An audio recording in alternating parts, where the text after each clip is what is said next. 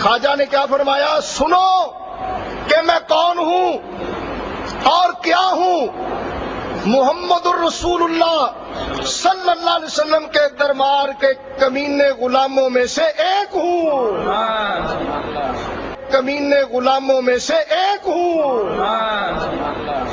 कमीने गुलामों में से एक हूं।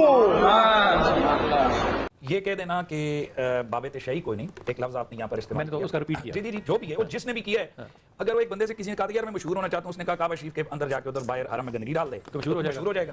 بات یہ ہے کہ اب یہاں پر عالم اسلام کی اتنی قداور شخصیات موجود ہیں پاکستان کے اندر کہ جناب ان ادھر تک پہنچنے کے لیے نا مزید 100 سال محنت کرنی پڑے گی تو پھر کوئی پہنچے گا۔ اب راستہ یہ تھا کہ آدھا ادھر کو ہٹ کرو، آدھا ادھر کو ہٹ کرو، آدھا ادھر کو ہٹ کرو، اور زبان بدتمیزی سے یہ کہہ دو جی کہ باب شیع کوئی نہیں۔ حالانکہ بندہ یہ دیکھے کہ جن بابوں پر تم ہٹ کر رہے ہو، بخاری مسلم ترمذی ابن ماجہ پڑھ کے، تو یہ بخاری کون ہے؟ یہ بھی تو بابا ہے، ترمذی کون ہے؟ یہ بھی تو بابا ہے۔ وہ ہر بات جو تم آج ان بابوں کے اوپر اٹیک کر رہے ہو وہ ساری ان محدثین کے ساتھ ہیں۔ لہٰذا ہماری جب بھی ہم بابا کہہ رہے ہوتے ہیں تو بابے سے مراد یہ چرسی بھنگی لٹر فنٹر نہیں ہوتے ہیں۔ اب اگر کوئی فوجی کے روپ میں کل ایک میجر صاحب کے وہ وردی میں انہوں نے جناب 60 من چرس پکڑی گئی، تو اب آپ بریکنگ نیوز چلائیں کہ فوجی کی بھائی فوجی نہیں ہے، اس نے وردی پہنی ہوئی ہے۔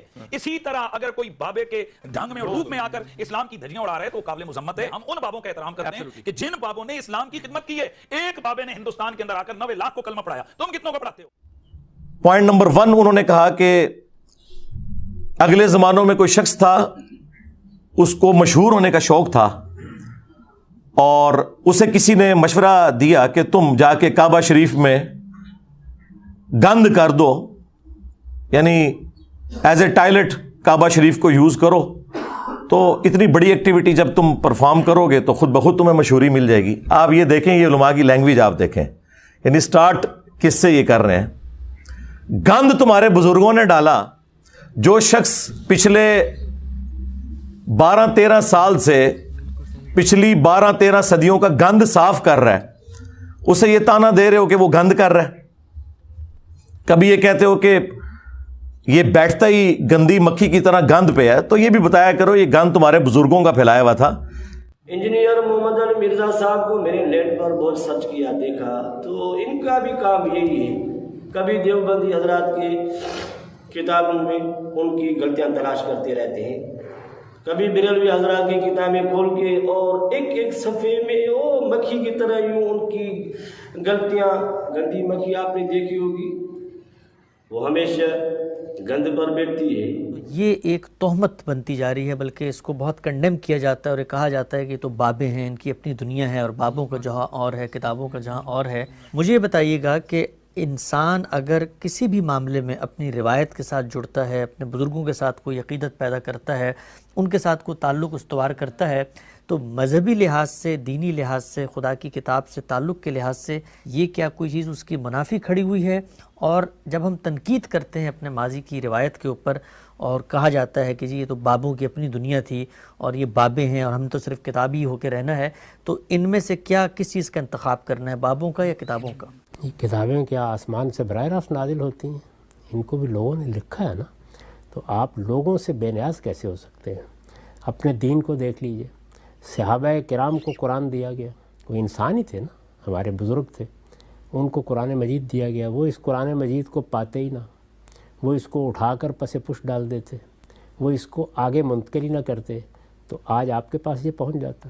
اور پھر یہ کہ اس طرح کے آدمی بن کر رہ جائیں کہ جس طرح سے ایک غلاظت کی مکھی ہے کہ وہ یہ دیکھتی ہے کہ اچھا کس جگہ پر غلاظت ہے، مجھے وہیں جا کے بیٹھنا ہے۔ ہم وہاں بیٹھتے ہیں اس گند کو صاف کرنے کے لیے۔ چاٹ تو تم لوگ رہے ہو پچھلے 1200-1300 سال سے، کسی کی جرت نہیں ہوئی کہ اس سسٹم کو چیلنج کرو۔ تو انہوں نے اب یہ لفظ استعمال کیا کعبے میں گند۔ بھائی حنیف قریشی صاحب، گند انہوں نے ڈالا جنہوں نے چشتی رسول اللہ کلمہ پڑھوایا، ہاں۔ اور آج جب ہم نے یہ بات کی ہے تو کہتے ہو یہ الحاقی عبارتیں ہیں، بعد میں کتابوں میں داخل کر دی ہیں۔ تم لوگ تو مناظرے کرتے رہے ہو شتیہات کے نام کے اوپر۔ ख्वाजा ने क्या फरमाया, सुनो कि मैं कौन हूं और क्या हूं। मुहम्मदुर रसूलुल्लाह सल्लल्लाहु अलैहि वसल्लम के दरबार के कमीने गुलामों में से एक हूं, कमीने गुलामों में से एक हूं, कमीने गुलामों में से एक हूं। اور دوسری طرف یہ لوگ ہمیں بتایا کرتے تھے کہ با خدا دیوانہ باش با محمد ہوشیار، دیوانگی صرف اللہ کے لیے چلے گی، محمد صلی اللہ علیہ وآلہ وسلم کے لیے دیوانگی میں بھی کوئی بات کی تو آپ کی گستاخی کی تعویل بھی نہیں ہوگی۔ تو بھائی یہ جن بزرگوں کے دفاع میں آپ اترے ہو، انہوں نے رسول اللہ کی شان پہ ڈاکہ مارا ہے، ختم نبوت کے اوپر ڈاکہ مارا ہے۔ تمہیں ختم نبوت کے نام کے اوپر صرف قادیانی یاد آتے ہیں۔ غلام احمد قادیانی دجال، اس نے تو ختم نبوت پہ ڈاکہ مارا شراب کو شراب کہہ کے، اور تمہارے بزرگوں نے اسی شراب کو انگوروں کا جوس کہہ کے پیا اور رحمت اللہ علیہ ہو گئے، اور وہ لعنت اللہ علیہ ہو گیا۔ لیکن یہ اب تمہاری بادشاہی زیادہ عرصہ نہیں چلے گی۔ تو یہ چشتی رسول اللہ جو ہشت بہشت میں ہے، جس کا میں نے 20 دفعہ پوسٹ مارٹم کیا ہے، ایک ایک چیز کا جواب دیا ہے، اب ان کے پاس چونکہ جواب ختم ہو گئے تھے تو اب یہ کہہ رہے ہیں کہ یہ بعد میں کتابوں میں چیزیں داخل ہو گئی ہیں۔ تو پھر ہم یہ پوچھیں گے کہ یہ پہلے آپ کو کیوں نہیں پتا تھا؟ کچھ عرصہ پہلے تک تو آپ لوگ دفاع کر رہے تھے، اور بلکہ بڑے فخر سے بتاتے تھے کہ وہ حضرت صاحب نے تو اس واقعے کے اینڈ پہ کہا کہ میں نے صرف آزمائش کے لیے کلمہ پڑھوایا تھا۔ تو کیا ابو بکر، عمر، عثمان و علی رضی اللہ عنہم اجمعین وعلیہم السلام اجمعین آزمائش کے لیے کلمے پڑھایا کرتے تھے اپنے ناموں کے؟ اور کہتے ہیں دیکھیں ان میں کتنی عاجزی ہے، اینڈ پہ انہوں نے کہا میں کیا ہوں؟ محمد رسول اللہ کے کمینے غلاموں میں سے ایک غلام ہوں۔ کمینے ہی نکلے، آج کمینیا، کمینے غلاموں میں سے ایک ہوں۔ میرے نبی سا ہے ہی کوئی نہیں، تیرے بابے تھے شے ہی کوئی نہیں۔ شرم کی انتہا ہے۔ عزتیں اویل کی ہیں تم نے اللہ اور اس کے رسول کے نام کے اوپر، چندے اکٹھے کر کے جائیدادیں بنائی ہیں تم نے اللہ اور اس کے رسول کے نام کے اوپر، عز وجل و صلی اللہ علیہ وآلہ وسلم۔ سواریاں سوار کی ہیں تم نے مکے اور مدینے کا نام لے کر، اور پھینکی ہیں اجمیر میں، بغداد میں، لاہور میں، دیوبند شریف میں، بریلی شریف میں۔ غدار ہو تم لوگ اپنے پیغمبر کے صلی اللہ علیہ وآلہ وسلم۔ تو اس قسم کے یہ لوگ بہانے بناتے تھے۔ تو میں نے پورا پوسٹ مارٹم کیا، اور کچھ عرصہ پہلے تک یہ لوگ مناظرے میں باقاعدہ دفاع کرتے رہے۔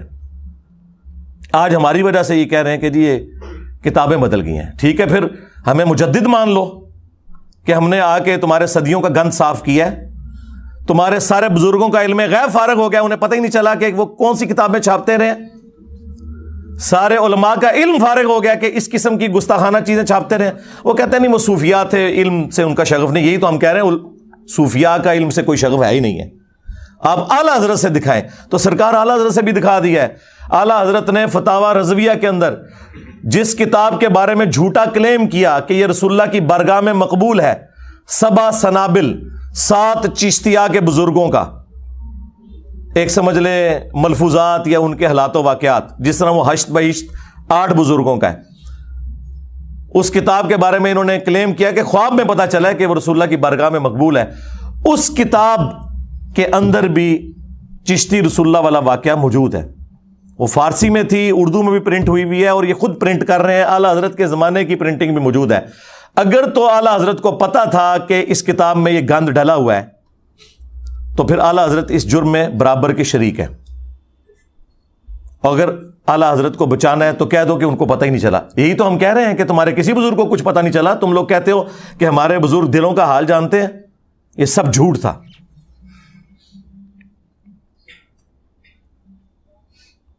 اس کے بعد کشف المحجوب کے اندر انہوں نے بایزید بسطامی کا سکر ثابت کرنے کے لیے رسول اللہ پہ جھوٹ باندھا۔ چلے ہم 1 ٹن حسن ظن رکھ لیتے ہیں کہ انہوں نے نہیں باندھا ہوگا، بہرحال کتابیں تو چھاپ رہے ہو، تم تو دفاع کر رہے ہو اور کہتے ہو جس کا کوئی مرشد نہیں وہ یہ کتاب پڑھ لے۔ جھوٹ باندھا کہ نبی الاسلام کی بھی مبارک نظر ایک دفعہ غلطی سے اپنے صحابی کی بیوی پہ پڑ گئی، اس صحابی کے دل میں اپنی بیوی کی نفرت آئی، اور بعد میں رسول اللہ نے خود شادی کر لی۔ اس سے انہوں نے کہا کہ نبی بھی حالت سکر میں جاتا تھا، تو بایزید بسطامی بھی اگر حالت سکر میں چلا گیا تو کیا ہوا؟ لعنت ہے تمہارے عقیدوں کے اوپر۔ اور پھر کہا کہ جو جنید بغدادی کا صاحب تھا، یعنی وہ جان بوجھ کر نگاہ ڈالنا، تو اس کی مثال تو حضرت داؤد علیہ السلام کی سی ہے۔ ان کی بھی نگاہ پڑی اپنے صحابی کی بیوی پر جب وہ چھت پہ نہا رہی تھیں. وہ پورا واقعہ جو ٹیمپرڈ تورات کے اندر لکھا ہے وہ انہوں نے کوٹ کر کے کہا کہ اس پھر عورت کے خامند کو حضرت داؤد علیہ السلام نے جنگ میں آگے بھیج کے قتل کروا دیا, آگے جائے گا تو قتل ہوگا, اور خود اس کی عورت سے شادی کر لی. جی یہ ہیں جی بزرگوں کی خدمات, جس کو کہہ رہے ہیں انجینئر صاحب گند کر رہے ہیں. گند تو اڈے وڈیا نے پایا, جڑا صاف کر رہے ہیں انہوں کہہ رہے ہو گند پا رہا ہے. شیم آن یو. اور پھر تیسرا ان کا بابا تذکرۃ الاولیاء والا, جو انٹرنیشنل بابا ہے, پوری دنیا میں بابوں کے ساری سٹوریاں اس نے پھیلائی ہیں, فرید الدین عطار, جسے منگولوں نے قتل کیا تھا. ہاں, اور اس کی گندی تعلیمات کو انہی منگولوں کی اولاد میں سے جب اللہ تعالیٰ نے انہیں ہدایت دی, یعنی کہ انجینئر محمد علی مرزا, ان گندی تعلیمات کا صفایا ہم کر رہے ہیں. اچھا منگول نہیں جو بابیاں تے قابو آئے, نہ ہون پہ آندے جے نہ ادوں آئے جے. جس طرح خالد ابن ولید جب کافر تھے اس وقت بھی کوئی جنگ نہیں آ رہے, اور جب مسلمان ہوئے تب بھی کوئی جنگ نہیں آ رہے. ہے کہتے ہیں نہیں ثابت کرے, لو ثابت کرتا جے. منگول اس ٹائم بھی نہیں توڑے بزرگاں تے قابو آئے تے ہن بھی نہیں آن گے. اللہ دے فضل ہن تے ہدایت مل گئی ہے الحمدللہ. تو فرید الدین عطار نے بایزید کے چیپٹر میں لکھا, بایزید بستامی کی معراج, اور دعویٰ کیا جس طرح انبیاء میں رسول اللہ کو معراج ہوئی ہے, بابوں میں اس کو ہوئی ہے. یعنی ابو بکر عمر عثمان و علی کو معراج نہیں ہوئی ہے, ان کے بابے کو ہوئی ہے. اب مجھے بتائیں, صحابہ کی گستاخی تو یہ خود کرتے ہیں, انبیاء کی گستاخی تو یہ خود کرتے ہیں, اور کہتے ہیں کہ یہ گند ڈال رہا ہے انجینئر. اور اینڈ پہ جا کے انہوں نے جب کنکلوڈ کیا, انہوں نے کہا یہ بابا جی بہت بڑے تھے, اگر ان کی زبان سے کبھی یہ نکل گیا کہ سبحانی ما اعظم شأنی, میں پاک ہوں, میری شان بہت بلند ہے. اور یہ سیم جملے علی حجویری نے بھی کشف المحجوب میں نقل کیے, اور انہوں نے بھی وہی تعویل کی کہ وہ گھبرانے کی بات نہیں, ان کے منہ سے اللہ بول رہا تھا. اور ظالموں, ہمارا یہ عقیدہ تو رسول اللہ کے بارے میں بھی نہیں ہے, ان کے بارے میں بھی ہمارا عقیدہ ہے وما ینطق عن الہوى ان هو الا وحی یوحی. نبی اپنی خواہش نفس سے کچھ نہیں کہتے, وہ کہتے ہیں جو اللہ ان کو وحی کرتا ہے. ہم یہ نہیں کہتے کہ رسول اللہ کے منہ سے اللہ بولتا ہے. یہ تو عقیدہ ہی کفر ہے کہ اللہ بندے کے اندر حلول کر جائے. وہی نازل ہوتی تھی. چلیں اس کی وہ تعویل کر لیں گے کہ تو اللہ کی ذات کے بارے میں. اور آگے انہوں نے لکھا کہ وہ کہا کرتے تھے لیوائی اعظم من لیوائی محمد, جبکہ ان سے پوچھا گیا کہ بتائیے کہ قیامت کے دن لوگ کس کے جھنڈے کے نیچے ہوں گے. انہوں نے آگے سے کہا کہ میں اللہ کی قسم اٹھا کے کہتا ہوں, نعوذ باللہ, کہ محمد اور تمام انبیاء اور تمام مخلوقات قیامت کے دن میرے جھنڈے کے نیچے ہوں گی. یہ کون کہہ رہا ہے؟ بایزید بستامی. اور وہ فرید الدین عطار لکھتا ہے کہ گھبرانے کی بات نہیں ہے, اللہ کا جھنڈا تو محمد کے جھنڈے سے بڑا ہی ہوگا نا. تو وہ ان کے منہ سے اللہ بول رہا تھا. بھئی قیامت کے دن تو جھنڈا ایک ہی ہے, لواء الحمد, جو بخاری مسلم میں حدیث ہے, انا سید الاولین والآخرین, میں سردار ہوں جتنے گزر چکے اور جتنے آئیں گے ان کا, میں خطیب ہوں اللہ کی بارگاہ میں. وہ تو رسول اللہ کے ہاتھ میں ہوگا جھنڈا. صحیح مسلم میں آیا کہ سب سے پہلے مجھے قبر سے نکالا جائے گا قیامت کے دن, سب سے پہلے میں شفاعت کروں گا, سب سے پہلے میری شفاعت قبول کی جائے گی. اور ایک اور حدیث صحیح مسلم میں کہ سب سے پہلے میں جنت کے دروازے پر دستک دوں گا, اور داروغے جنت پوچھیں گے کون, میں کہوں گا محمد صلی اللہ علیہ وآلہ وسلم. تو وہ کہے گا کہ مجھے حکم بھی یہی تھا کہ آپ کے نام کے اوپر دروازہ کھلے گا. تو پھر میں صحیح کہتا ہوں نا کہ میرے نبی سا ہے ہی کوئی نہیں, تیرے بابے تے شاہ ہی کوئی نہیں, اور تواڈے بابے نو کھنگن بھی نہیں دینا کسی نے ہوتا ہے. اور یہ حدیثیں ہمارا امام نقل کر رہا ہے, امام مسلم, جو 261 ہجری میں فوت ہوا, اور اس کی کنیت تھی ابو الحسین. اور تمہارا بابا اور اس بابے کے ماننے والے جس بابے کا دفاع کر رہے ہیں اس کی کنیت تھی ابو یزید, اور وہ بھی 261 ہجری میں فوت ہوا, صوفیوں کا بابا. اور ہمارا جو امام ہے اس کی کنیت ہے ابو الحسین مسلم. فرق دیکھ لیں, ایک ہی زمانے میں ایک ہی سن میں فوت ہوئے ہیں, اور زمین و آسمان کا فرق ہے. تو یہ آپ کو پتا, یہ میرا فیوریٹ ٹاپک ہے, میں اس کے اوپر کافی دیر تک بول سکتا ہوں, لیکن میں اس پہ ہی اکتفا کرتا ہوں تاکہ